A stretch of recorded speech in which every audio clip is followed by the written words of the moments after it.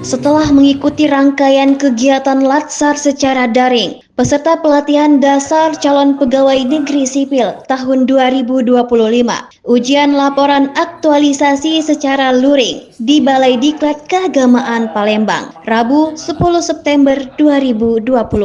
Sebanyak 80 peserta mengikuti ujian ini dengan didampingi mentor dari unit kerja masing-masing. Para mentor hadir langsung untuk memberikan dukungan moral dan memperkuat laporan aktualisasi yang dipresentasikan peserta. Dengan hadirnya mentor, para penguji mendapatkan keyakinan bahwa proyek aktualisasi benar-benar telah dilaksanakan di unit kerja, bukan sekedar teori. Dalam ujian, setiap peserta memaparkan praktik aktualisasi yang mereka jalankan, mulai dari penerapan nilai dasar ASN hingga kontribusi nyata bagi peningkatan kinerja pelayanan di lingkungan kerja. Sinergi ini diharapkan mampu memperkuat kualitas hasil latsar serta membentuk ASN yang profesional, berintegritas, dan konsisten menerapkan nilai dasar dalam pekerjaan sehari-hari.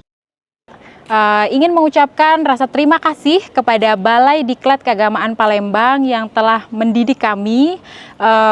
Semoga kedepannya kami menjadi ASN yang benar-benar menerapkan nilai-nilai berakhlak.